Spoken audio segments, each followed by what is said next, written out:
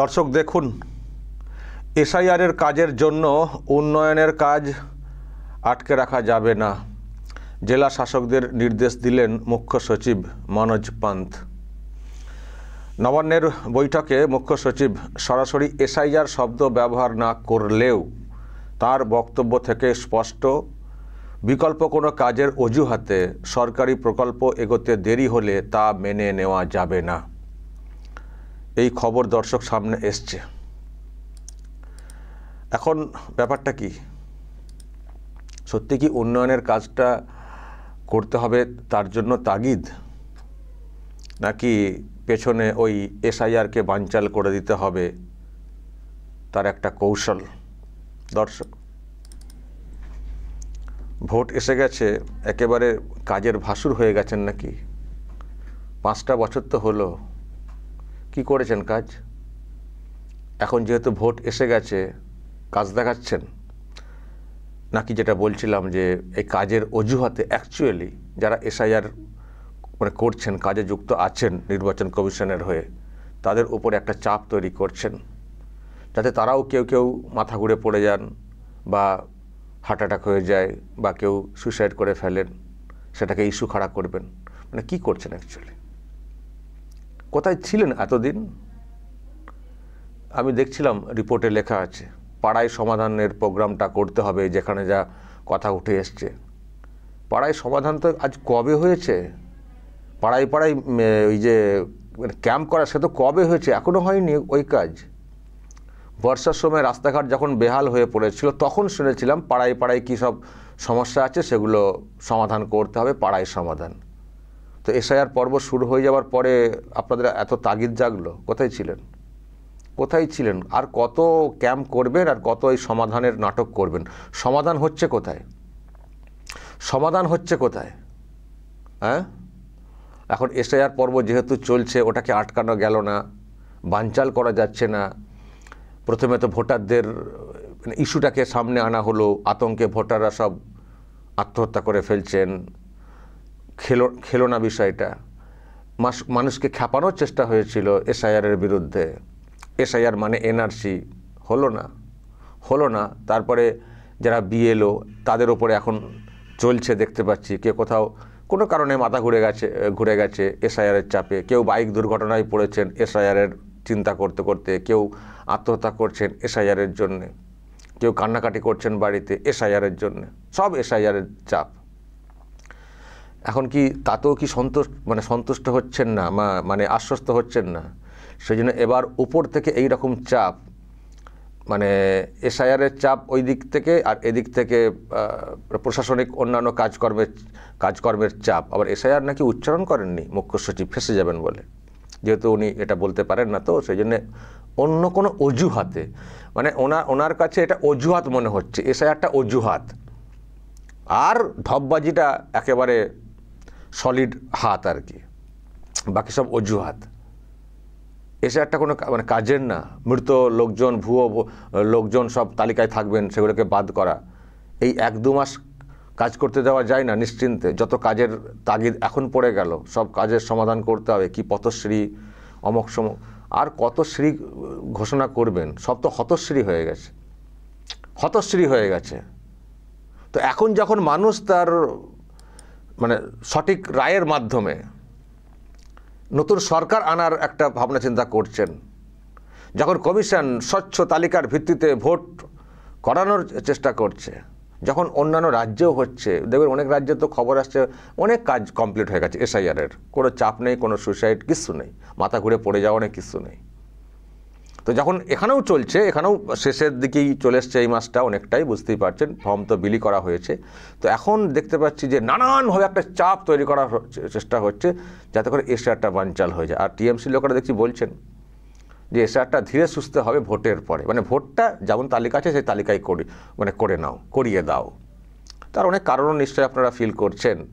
বাংলাদেশিরা যাদেরকে অস্বীকার করতেন তৃণমূলের নেত্রী, বলতেন সব ভুয়ো, বাংলাতে কথা বললি বাংলাদেশি, আজকে দেখুন কোনো চাপ দিতে হচ্ছে না, বাংলাদেশিরা সব পালাচ্ছেন, প্রকাশ্যে চলে এসছে।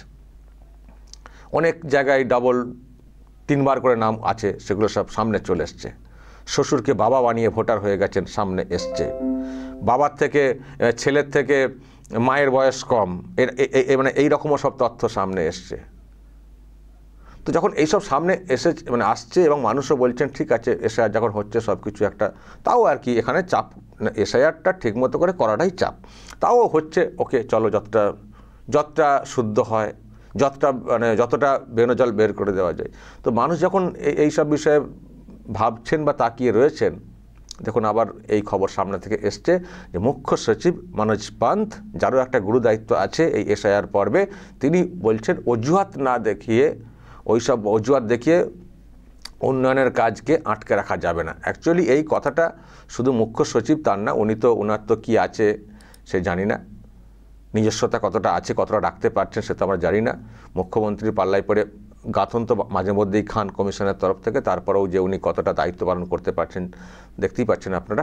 কিন্তু এই যে কথাটা দর্শক, অ্যাকচুয়ালি এই কথাটা মুখ্যমন্ত্রীর, নিশ্চয়ই বুঝতে পারছেন, এই কথাটা মুখ্যমন্ত্রীর, মুখ্য সচিবকে দিয়ে বলানো হচ্ছে। কথাটা অ্যাকচুয়ালি মুখ্যমন্ত্রীর। উন্নয়নের কাজ দেখাচ্ছেন, উন্নয়নের কাজ, এই 2 মাসে নাকি সব উন্নয়নের কাজ একেবারে উদ্ধার করে দেবেন, সব উদ্ধার করে দেবেন। আবার বলছি দর্শক, চাপ, বারবার চাপ।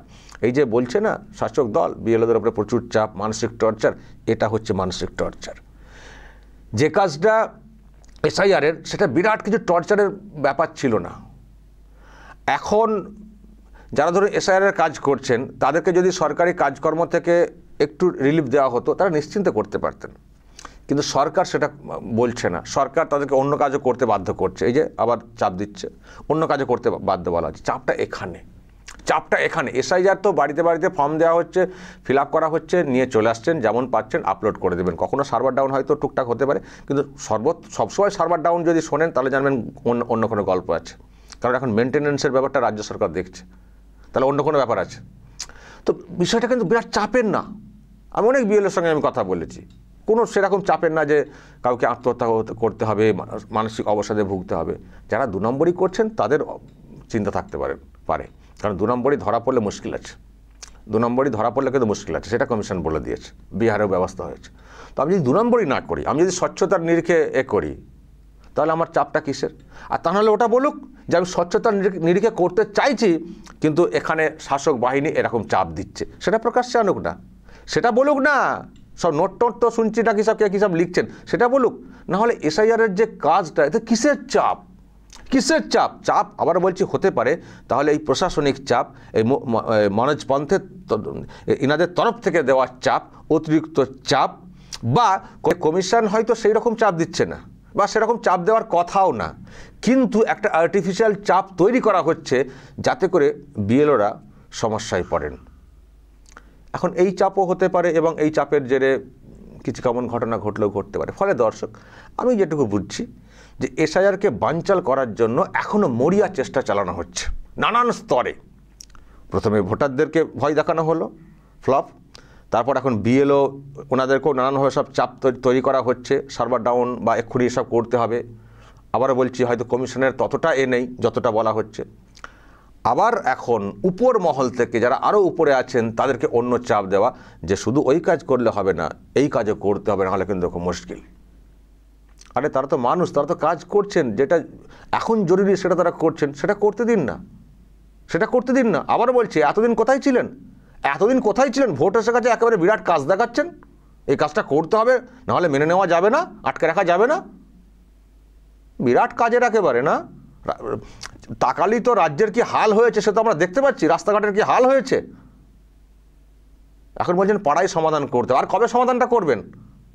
আর সমাধান কিছু করতে হবে না, রাজ্যের মানুষ একেবারে সমাধান করে দেবেন, অপেক্ষা করুন কয়েকটা মাস। দর্শক বলবেন যদি আপনাদের এই নিয়ে আরও কিছু বলার থাকে, কেন এইরকমভাবে বলা হচ্ছে, আসল উদ্দেশ্য কী, অবশ্যই আপনাদের মতামত থাকবে, বলবেন এবং নজর রাখবেন আরামবাগ টিভিতে।